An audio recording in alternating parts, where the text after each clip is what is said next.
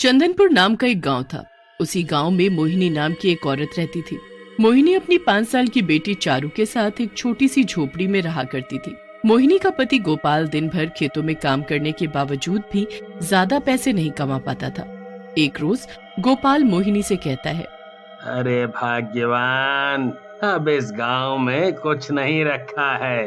पूरा दिन मेहनत करके भी अपने परिवार की जरूरतों को पूरा नहीं कर पा रहा हूँ। अब मैंने शहर जाने का निश्चय कर लिया है। मैं कल ही शहर जाकर कोई अच्छा सा काम ढूंढता हूँ, और जब मुझे काम मिल जाएगा तो मैं तुम दोनों को भी शहर बुला लूंगा। हाँ। अजी, आप तो हम दोनों को छोड़कर शहर चले जाओगे, पर आपके जाने के बाद घर का खर्च कैसे चलेगा? अरे भाग्यवान, तुम भी हद करती हो। अरे घर में जो थोड़े बहुत पैसे रखे हैं, जब तक उनसे काम चलाना, और वैसे भी कुछ ही दिनों की तो बात है, फिर तो मैं तुम दोनों को अपने साथ शहर ले ही जाऊंगा। ऐसा बोलकर गोपाल अगले ही दिन शहर चला जाता है। गोपाल को शहर गए हुए कुछ दिन बीत जाते हैं और मोहिनी के पास रखे सारे पैसे भी खत्म हो जाते हैं। हे भगवान, घर में रखे सारे पैसे खत्म हो गए हैं। अब मैं अपनी बेटी का पेट कैसे भर पाऊंगी? तभी चारू मोहिनी से बोलती है, माँ, मुझे बहुत जोर से भूख लगी है, कुछ खाने को दो ना। मोहिनी के पास पैसे नहीं होते, इसलिए वो अपने पड़ोस में रहने वाली सरिता बहन से खाना मांगती है। फिर 1-2 दिन तो मोहिनी आस पड़ोस से खाना मांगकर अपना और अपनी बेटी का पेट भर लेती है। मगर एक रोज जब वो फिर से सरिता बहन के पास खाना मांगने जाती है तो सरिता बहन मोहिनी से कहती है, मोहिनी बहन, तेरा पति तो तुम दोनों माँ बेटी को छोड़कर शहर में मजे करने चला गया, पर तुम दोनों माँ बेटी आए दिन किसी न किसी से खाना मांग कर खाती हो। ये अच्छा लगता है क्या तुम्हें? सरिता बहन, मैं काम तो ढूंढ रही हूँ, पर ना जाने कोई काम मिल ही नहीं रहा। तुम्हें काम मिले या ना मिले, पर अब मैं तुम्हें खाना नहीं दे सकती। फिर मोहिनी अपनी बेटी चारू को लेकर वहाँ से चली जाती है और गांव में घूमकर अपने लिए काम तलाशने लगती है। सुबह से शाम हो जाती है, पर मोहिनी को कहीं कोई काम नहीं मिलता है। वो थक कर एक मंदिर में जाकर बैठ जाती है। माँ, सुबह से रात हो गई और आपने अभी तक मुझे खाना नहीं खिलाया। माँ, मुझे बहुत भूख लगी है, मुझे खाना खाना है। तभी चारू की नजर मंदिर में रखे लड्डुओं पर पड़ती है। लड्डुओं को देखकर चारू के मुंह में पानी आने लगता है और वो जल्दी से मंदिर में जाकर लड्डू उठाकर खाने लगती है। तभी वहाँ पंडित जी आ जाते हैं और चारू को मंदिर से लड्डू उठाकर खाता देख उन्हें बहुत गुस्सा आता है। मंदिर से लड्डू चुराते हुए तुम्हें शर्म नहीं आती हैं? नहीं नहीं पंडित जी, मेरी बेटी ने कोई चोरी नहीं की। पंडित जी मोहिनी की एक भी बात नहीं सुनते और शोर मचाकर गांव वालों को इकट्ठा कर लेते हैं। देखो तो जरा इन माँ बेटी को। अरे पहले तो ये घर घर खाना मांग कर खाया करती थी, पर अब तो ये चोरी करके खाने लगी है। अरे आज मंदिर से लड्डू चुराए हैं, क्या पता कल को पैसे भी चुराने लगे ये माँ बेटी हैं? मंदिर में चोरी करने की सजा तो इनको जरूर मिलेगी, और वो भी ऐसी इन्हें हमेशा याद रहे, ताकि फिर कभी ये मंदिर में क्या कहीं भी चोरी ना करें, समझे? फिर क्या था, गांव वाले मिलकर बाल काटने वाले को बुला लेते हैं। मोहिनी रोते हुए बोलती है, हमने कोई चोरी नहीं की है। अरे कोई तो समझो हमारी परेशानी को, हम चोर नहीं है। मैं आपके आगे हाथ जोड़ती हूँ, हमारे बाल काट कर हमें इतनी बड़ी सजा ना दो, ना दो। पर कोई मोहिनी की बात नहीं सुनता और उन दोनों के बाल काट कर उन्हें गंजा कर दिया जाता है। माँ, एक लड्डू खाने पर इन लोगों ने मेरे कितने प्यारे बाल काट डाले। माँ, ये सब बहुत बुरे हैं। फिर सभी गांव वाले मोहिनी और चारू को गंजा देखकर जोर जोर से हंसने लगते हैं। अरे देखो तो गंगा भैया, ये दोनों तो छिले हुए अंडे के जैसी लग रही हैं। फिर इस तरह से सभी लोग उन दोनों का खूब मजाक उड़ाते हैं। चारू उन लोगों का मजाक सहन नहीं कर पाती और कुएं में जाकर कूद पड़ती है। मोहिनी भी अपनी बेटी की जान बचाने के लिए कुएं में कूद जाती है।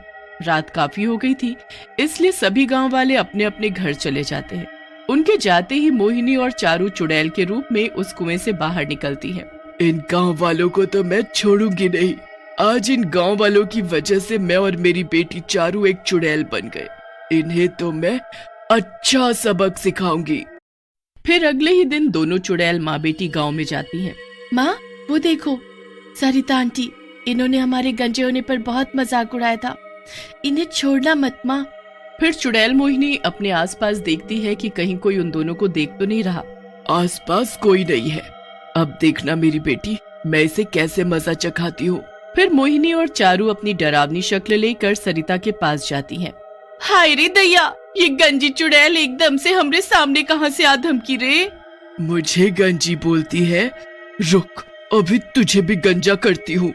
अरे अरे अरे, ये क्या बोल दिया रे मैंने, लगता है चुड़ैल जी नाराज हो गई। अरे चुड़ैल जी, मुझे माफ कर दो, हमरे सुंदर बालों को बख्श दो, कृपया करके इन्हें ना काटो।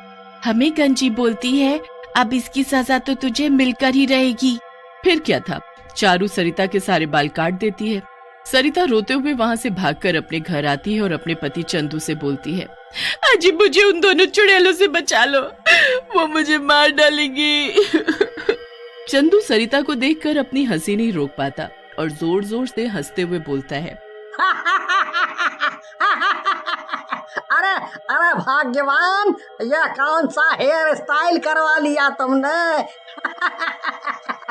मेरी तो हंसी ही कंट्रोल नहीं हो रही है। अजी, मुझे यूं गंजा देखकर आपको हंसी आ रही है, भगवान करे वो दोनों चुड़ैल आपके भी बाल काट कर ले जाए और आपको भी गंजा कर दे। फिर देखती हूँ कितनी हंसी आती है आपको। हाँ सरिता, क्या ये तुमने चुड़ैल चुड़ैल लगा रखा है? मुझे खेत पर जाने के लिए देरी हो रही है, मैं तो चला खेत पर काम करने।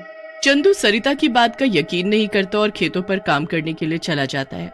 फिर सरिता घर से बाहर निकलती है तो आसपास के लोग सरिता को गंजा देखकर उसका मजाक उड़ाने लगते हैं। सरिता सभी लोगों को गंजी चुड़ैल वाली बात बताती है। उसकी बात सुनकर सभी के होश उड़ जाते हैं। चुड़ैल चुड़ैल बोलकर काहे डरा रही हो सरिता बहन? वैसे इस रूप में भी आप बहुत ही खूबसूरत लग रही हो। कालू की बात सुनकर सभी लोग जोर जोर से हंसने लगते हैं। हंस लो, जितना हंसना है हंस लो, जब वो दोनों गंजी चुड़ैलें तुम सबको भी गंजा कर देंगी ना, तब पता चलेगा तुम्हें। फिर उसी रात दोनों चुड़ैल गांव के कुछ और लोगों को भी गंजा कर देती हैं और उन लोगों के बालों को अपने साथ ले जाती हैं। चुड़ैल को गांव से बाहर निकलते हुए पंडित जी देख लेते हैं और वो तुरंत पहचान जाते हैं कि ये चुड़ैलें कोई और नहीं बल्कि मोहिनी और उसकी बेटी चारू है। फिर सुबह होती है तो कालू और गांव के कई लोग अपने आप को गंजा देखकर बहुत हैरान होते हैं और वो घर से बाहर निकलकर बोलते हैं, अरे भैया देखो तो मेरे सुंदर बालों का क्या हो गया है। सरिता बहन ने सही कहा था, वो चुड़ैल हम लोगों को भी गंजा कर देगी। देखो देखो।